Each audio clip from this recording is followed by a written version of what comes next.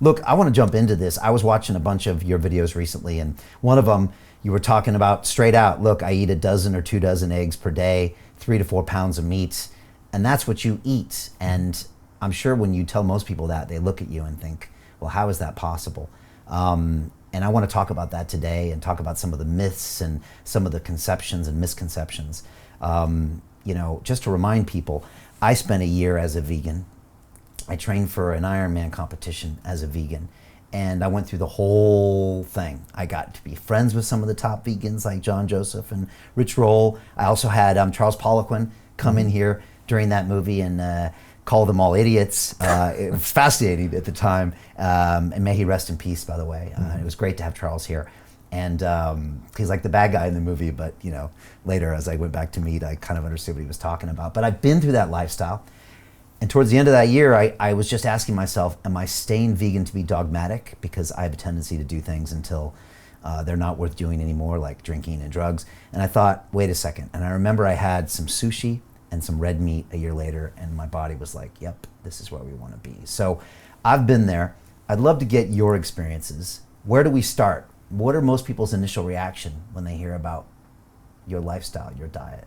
Yeah, well, most people obviously think it's crazy, and I thought it was crazy when I heard about it, 6 years ago when I began this journey. And I think it's because we are so used to a Western culture. This meat-based diet is very common throughout the world, different parts of the world. We can look at Nilotic African tribes, we can look at circumpolar tribes, we can look at Mongolians, southern Brazil and Argentina with the gaucho population. So it depends on your perspective as to what's normal. In the United States, a meat-based diet is crazy. In Mongolia, that's Tuesday. It's just normal, parts of the world. And so I've had a lot of people now do this. Like you mentioned, tens upon tens of thousands of people.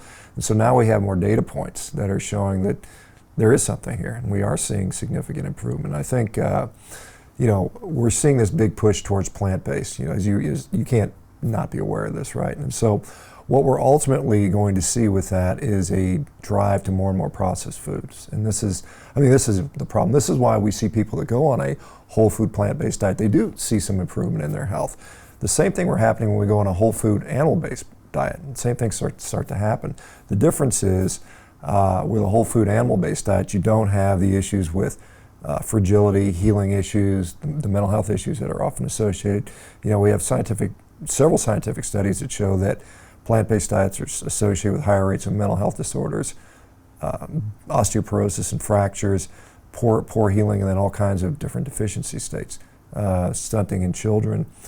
And so we don't have that on a meat-based diet. And so it's been very, very interesting to see. Harvard University has now done a study on the carnivore diet. We've got 2,000 people on the diet. Something like 92% of the diabetics came off their insulin completely. 100% of them came off all other injectable medications, and I think 84% came off all oral medications, which is, there's no other intervention for diabetes that works that powerfully. Yeah. So we're seeing some really, really neat stuff. So you're saying there's a couple things going on here. If you go full carnivore, almost by definition, you're not eating those processed foods. Right. Whereas most Americans, whether they want to admit it or not, are eating lots of processed foods, right? Whether you're vegan, whether you think you're healthy, whether you're an athlete, you're probably putting a lot of nonsense in your body. Yeah, it's interesting because we're getting this push to, we see these Beyond Meat burgers, these Impossible burgers, these cricket burgers, they want to see bugs now. And basically what they do is they refine these foods and they process them so heavily, they turn them into powders. And you think about it, could we ever have eaten powders in the wild? If you and I went out hunting, foraging around and, out in the UK, we would not come into powder. We wouldn't have a way to turn things into powder. And so the more of these powders we consume, it actually changes the absorption characteristics of the food. And so our microbiome, which normally will actually consume up to 22% of our food, they don't do that when it's powderized because it's bypassed. It doesn't need to have that done. So it's interesting, in the United States in the last 30 years, we've had a dramatic increase in the obesity. I'm here in the UK, I'm glad to see you're not where we are at the United States yet. We're still Is it about noticeable? You're about 20 years behind, I think. I think in 20 years, the UK will catch up to where we are in the United States. You look around London, you're like, wow, there's not so many fat people. Absolutely. It's noticeable. Absolutely. Even in the airports and stuff, Absolutely. It's noticeable. Absolutely. Most of the time when I see fat people here, they're American tourists. Sad to say. But as we consume more and more of these powders, like I said, in the last 30 years, it's the data on food consumption in the United States has shown no increase in food consumption. There's no calorie increase in either food availability or calorie consumption, and yet our obesity rates have continued to skyrocket. No calorie increase. No calorie increase, Really? and no change in activity level. Yeah, that's Really? what the data actually shows right now. Now, prior to that, from 1960 to about 1990, we saw about a 300 calorie per day increase. Okay. But since 1990, it's been flat, and obesity rates have continued to climb. And the thought is, because we're consuming these ultra-processed foods, which bypass a lot of the microbiome, we absorb more calories.